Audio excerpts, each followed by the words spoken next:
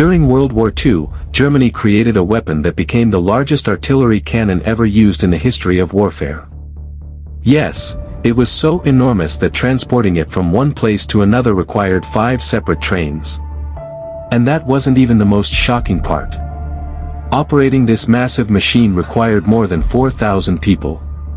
Just imagine, firing a single shot demanded huge preparations and months of planning. And when it finally roared, the entire area would shake. The ground trembled so violently that it felt like an earthquake had struck the battlefield itself. The terrifying weapon was called the Schwerer Gustav. This gigantic cannon was built by the German company Krupp. Their goal was simple: to create a weapon capable of destroying the strongest concrete bunkers, fortresses, and underground defensive structures from a great distance. At that time, defenses like France's Maginot Line and the Soviet Union's heavily fortified positions were considered nearly impossible to break with ordinary artillery. Schwerer Gustav was designed specifically to accomplish that impossible task. Now imagine standing in front of a cannon nearly 47 meters long, roughly the length of 8 tanks lined up one after another. Its barrel alone measured 32 meters. The opening of the barrel was so huge that a person could easily walk through it. This wasn't just a big weapon, it was the size of an entire building. Anyone standing beside it would feel tiny, like an ant next to a giant monster. The cannon weighed around 1,350 tons. It was so heavy that it couldn't simply be placed on ordinary ground.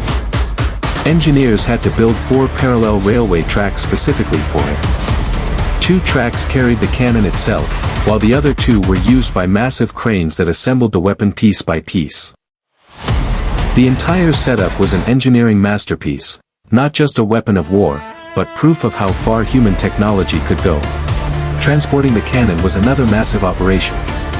It had to be dismantled into around 25 huge sections, each carried separately by train. Once it reached a new location, all the pieces had to be reassembled again. The entire process took nearly 6 weeks. Imagine that, a month and a half of preparation before the weapon could even fire a single shot. During wartime, that amount of time was incredibly valuable. Thousands of workers were involved in the operation. Some laid railway tracks, some assembled the parts, while others prepared the enormous shells. The entire area looked like a small city built around a single weapon. This proved just how extraordinary and abnormal this machine truly was. It wasn't merely a cannon, it was an entire military system. Now let's talk about its most terrifying feature, the ammunition. One of its high-explosive shells was nearly 8 meters long and weighed around 4,800 kilograms. When fired, the shell could travel almost 40 kilometers before striking its target. Upon impact, it could create a crater nearly 12 meters deep, large enough to swallow an entire building. That was the level of destructive power this cannon possessed. Another type of shell, called an armor-piercing shell, was even heavier, about 7,100 kilograms. It was designed to penetrate deep underground before exploding from within, destroying fortified structures internally rather than simply damaging the surface. Tests showed that it could penetrate nearly 10 meters of solid concrete. Even the strongest bunkers on Earth were not safe from it. The cannon could strike targets located 40 to 45 kilometers away, essentially hitting one city from another.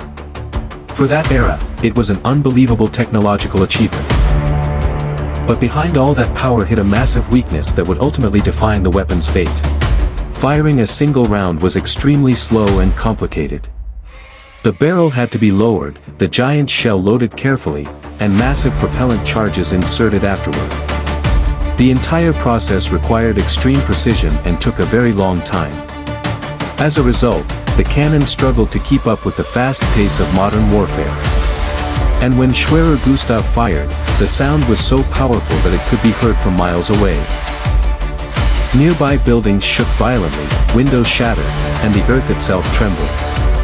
Many people reportedly could not tell whether it was an explosion or an earthquake. It was not just a sound, it was something you could physically feel. This monstrous cannon was most famously used during the siege of Sevastopol, where Germany attempted to destroy heavily fortified Soviet defenses.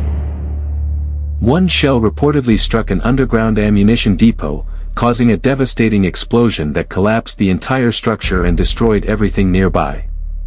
In that moment, the cannon demonstrated its true destructive capability. But this raises an important question: if the weapon was so powerful, why didn't Germany win the war?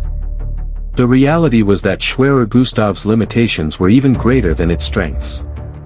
It operated extremely slowly.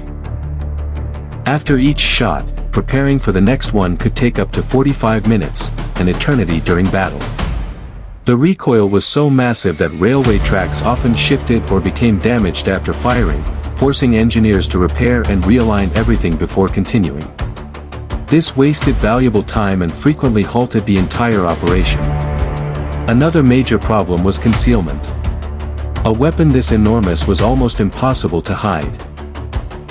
Enemy forces could easily detect its location, making it a constant target for attack. In the end, Schwerer Gustav was an incredible engineering achievement, but it was far less effective in the realities of modern warfare. After the war ended, the massive cannon was dismantled and destroyed piece